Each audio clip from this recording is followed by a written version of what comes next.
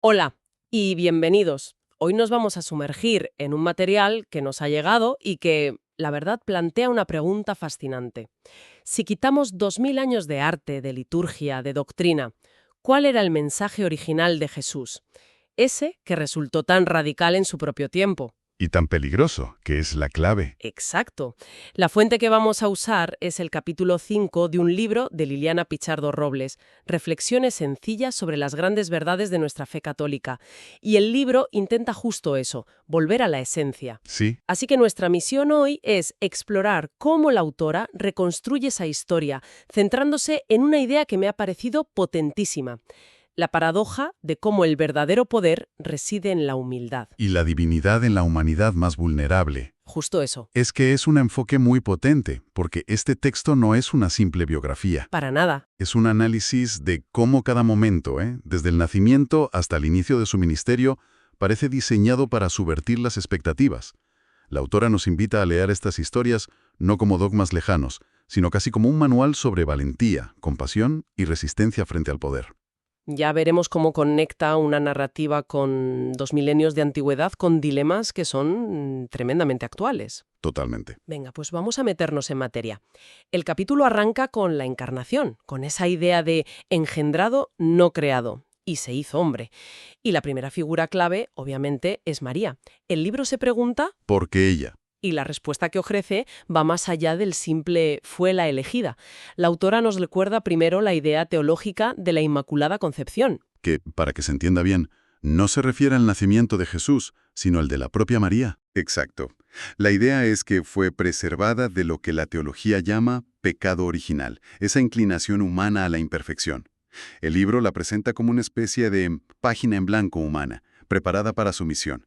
Pero lo crucial no es ese estado de pureza, Sino su respuesta. sino su respuesta. La famosa frase al ángel Gabriel en la Anunciación: «He aquí la esclava del Señor, hágase en mí según tu palabra». Y aquí es donde el análisis del libro se vuelve muy, muy interesante. Nos advierte que no leamos esa respuesta como un acto de sumisión pasiva, Si no, sino como un acto de valentía radical. A ver, tenemos que pensar en el contexto. claro, Según las costumbres judías de la época, una mujer prometida que se quedaba embarazada fuera del matrimonio podía ser repudiada públicamente, o peor. o en el peor de los casos apedreada.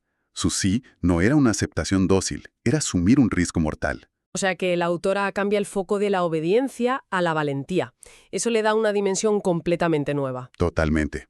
Y lo refuerza con lo que María hace justo después. que no se queda en casa esperando. Para nada. No se queda asustada. Se pone en camino para ir a ayudar a su prima Isabel, que también estaba embarazada. El libro subraya este detalle para mostrar un carácter proactivo, solidario. Su respuesta a una misión divina es el servicio a los demás. Ahí ya se establece un patrón que se repetirá. Una y otra vez. De la valentía pasamos al nacimiento, un episodio que, bueno, creemos conocer de memoria. Pero el libro se detiene en los detalles para resaltar esa paradoja que mencionábamos al principio. Sí, nos sitúa en el contexto del censo de César Augusto. Ese decreto que obliga a todo el mundo a empadronarse, forzando a José y María a un viaje agotador. Justo en el peor momento posible. Es un detalle que parece logístico, pero que es fundamental. No nacen en su casa rodeados de comodidades, nacen como desplazados. Como gente sin sitio, cumpliendo órdenes de un poder imperial lejano. Exacto. Y el libro recalca la famosa frase, porque no había lugar para ellos en la posada. La autora lo plantea como una ironía cósmica. El evento que la fe cristiana considera el centro de la historia universal, Ocurre en la marginalidad más absoluta, en un pesebre. y los primeros en enterarse no son ni los políticos ni las autoridades religiosas. Son unos pastores. Unos pastores, y hay que entender lo que significaba ser un pastor en esa sociedad. No es la imagen bucólica que tenemos. Para nada, eran gente ruda, que vivía a la intemperie, a menudo considerados impuros por las élites religiosas, ¿Por qué impuros? porque su trabajo les impedía cumplir con todos los rituales de purificación. Así que el anuncio se les hace a ellos primero. Es toda una declaración de intenciones. Clarísimo. El libro lo presenta como la primera piedra de esa idea revolucionaria de que los últimos serán los primeros. El mensaje va desde el minuto 1 a los que están fuera del sistema. Pero luego llegan otros visitantes que están en el extremo opuesto del espectro social, los Reyes Magos. Claro. El libro explica el simbolismo de sus regalos, que es bastante conocido. El oro para un rey. El incienso para un dios y la mirra que se usaba para embalsamar como un reconocimiento de su humanidad mortal. Sí. Pero lo fascinante aquí es cómo la autora usa esta visita para hablar de inclusión. Tienes a los dos extremos. Justo. Por un lado los pastores, los marginados locales. Por otro, estos magos, que eran sabios extranjeras, paganos. Gente de fuera de la tradición judía. Eso es. Y ambos tienen cabida en la misma escena. El libro lo utiliza para argumentar que el mensaje es universal. Que no entiende de fronteras. Ni culturales, ni sociales, ni religiosas. Y, de nuevo, convierte la narración en un espejo. Cierra la sección con una pregunta directa. ¿Y nosotros? ¿Cómo somos en nuestras relaciones con los demás? Te obliga a confrontar tus propios prejuicios. Totalmente. Y parece que esa calma y esa inclusión duran poco, porque justo después la autora nos sumerge de lleno en la política del miedo con la figura de Herodes. Uf, sí. La reacción al nacimiento del rey de Israel no es de alegría, es de paranoia pura y dura. Es un contraste brutal. Pasamos de la adoración a la amenaza de muerte. Herodes representa el poder terrenal que se siente amenazado por cualquier cosa que no puede controlar. Y su reacción, según narra el texto, es la violencia indiscriminada. La matanza de todos los niños menores de 2 años. Es terrible. Aquí el libro no se anda con rodeos y lo presenta como una lección sobre cómo reacciona el poder corrupto. Ante la incertidumbre, en lugar de curiosidad, elige el terror. Y esto provoca la huida a Egipto, una imagen potentísima. Se convierten en refugiados políticos. Tal cual. Es un arquetipo que resuena con una fuerza increíble hoy en día. Una familia obligada a abandonar su hogar por la persecución de un tirano. Y el libro aprovecha esto para otra reflexión. Sí, nos pregunta cómo reaccionamos nosotros cuando nuestros planes se ven amenazados. ¿Elegimos el camino de Herodes, la ira, o el de la humildad y la confianza? Aunque eso signifique, bueno, huir y empezar de cero. El texto da un salto temporal considerable y nos lleva a la adolescencia de Jesús a los 12 años, con el famoso episodio en el Templo de Jerusalén. Sí, Los padres lo pierden, lo buscan 3 días, angustiados, y lo encuentran discutiendo de igual a igual con los doctores de la ley. es un momento clave, porque es la primera vez que Jesús verbaliza su misión de una forma tan clara. Su respuesta a sus padres. ¿No sabían que debo ocuparme de los asuntos de mi padre? Es toda una afirmación de identidad. El fin de la infancia. El libro lo interpreta así, como el fin de la infancia y el primer destello de su conciencia mesiánica, y es muy reveladora la reacción de su madre. El texto dice que María guardaba todas esas cosas en su corazón. Exacto. ¿Qué significa eso? Que no lo entendía. El análisis del libro sugiere que no se trata tanto de no entender como de aceptar que hay un misterio que la sobrepasa. En lugar de exigir una explicación racional inmediata, opta por la meditación, por la reflexión paciente. Es un modelo de cómo acercarse a estas ideas, entonces. Yo creo que sí. No todo tiene una explicación lógica e instantánea. Algunas verdades necesitan ser maduradas. Vale. Y con esa base llegamos al inicio de la vida pública. El pistoletazo de salida es el bautismo en el río Jordán por Juan el Bautista. Aquí la figura central para la autora es Juan, Lo describe como una seta, una voz que clama en el desierto. un personaje radical que predica un bautismo de arrepentimiento. Y lo más importante es su actitud ante Jesús. ¿En qué sentido? En que Juan tiene seguidores, tiene fama. Pero cuando aparece Jesús, su reacción es de una humildad asombrosa. Dice que no es digno ni de desatarle la correa de sus sandalias. El libro lo presenta como el antídoto perfecto a la soberbia. Entiendo. Una persona que entiende su papel de precursor y que sabe cuándo hacerse a un lado para que brille otro. Busca la gloria de Dios, no la suya. Y justo después de este momento de afirmación divina en el bautismo, con la voz del cielo diciendo, «Este es mi Hijo amado», viene la prueba de fuego. Las tentaciones en el desierto.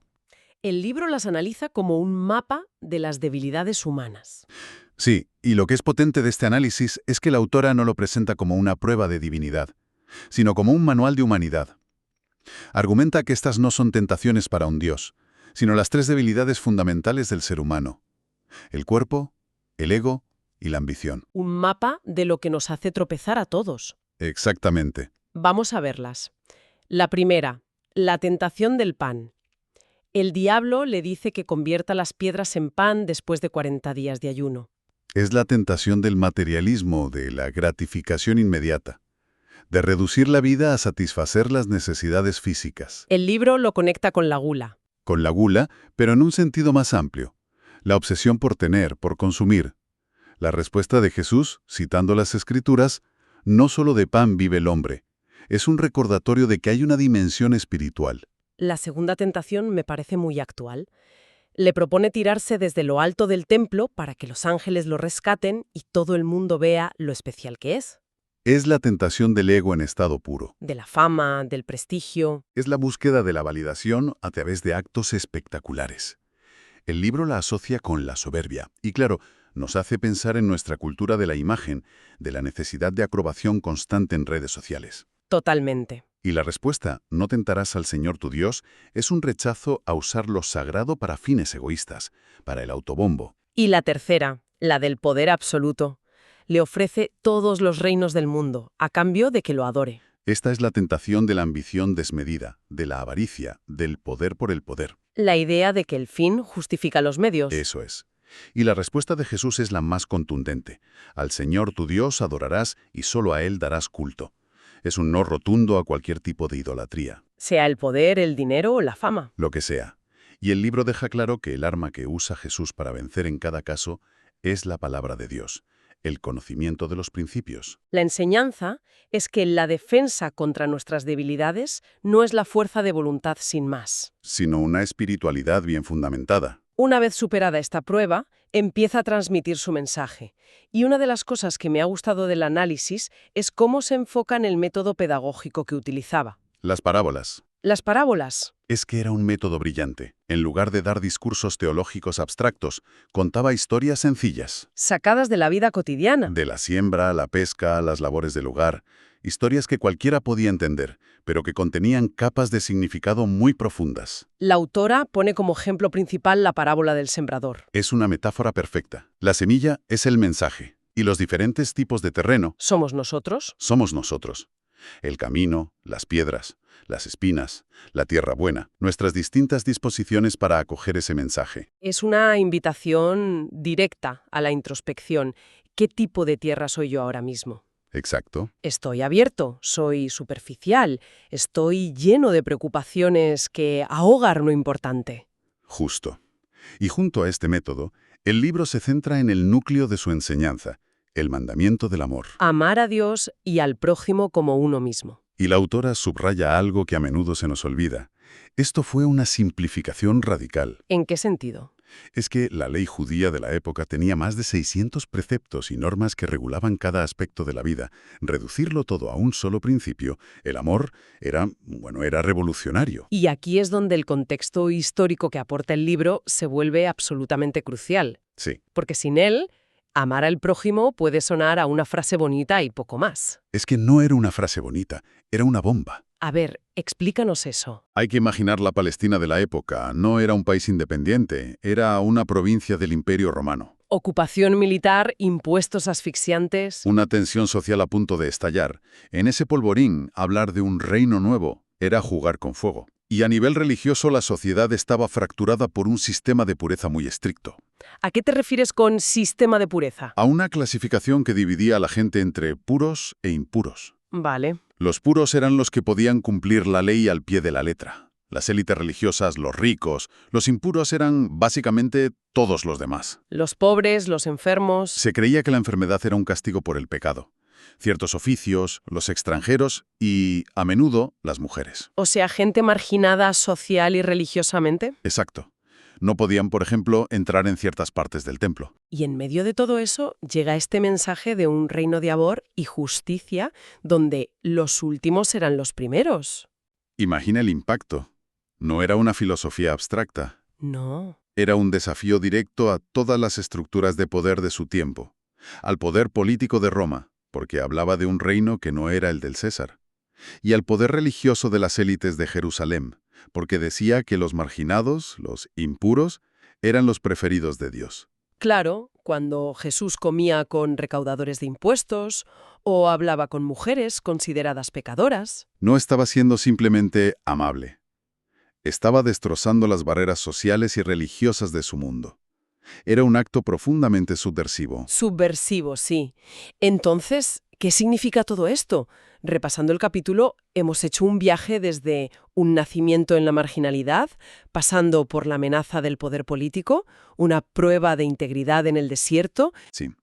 Hasta llegar a un mensaje que dinamitaba el orden social establecido. Sí, Lo que me parece brillante de este texto, de estas reflexiones sencillas, es que consigue que estas historias dejen de ser estampas de un catecismo y se conviertan en un espejo. te interpela directamente. Constantemente. Nos obliga a preguntarnos qué significa hoy actuar con la valentía de María, practicar la humildad de Juan el Bautista o identificar y combatir nuestras propias tentaciones. Las de materialismo, ego y poder. Exacto. Convierte la teología en una guía práctica para la vida. El libro también dedica una parte a los milagros, pero aclara que su motor no era el afán de protagonismo, sino la compasión. Siempre la compasión. Y subraya continuamente cómo Jesús defendió la dignidad de esas personas marginadas, de los impuros. Esto nos deja una pregunta final para reflexionar que creo que resume muy bien el espíritu del texto. A ver, Si el núcleo de estas enseñanzas es una compasión revolucionaria que rompe con las normas sociales y religiosas de su tiempo para incluir a los excluidos, ¿qué normas de nuestra propia época, qué fronteras que hemos creado, serían desafiadas y derribadas por ese mismo principio?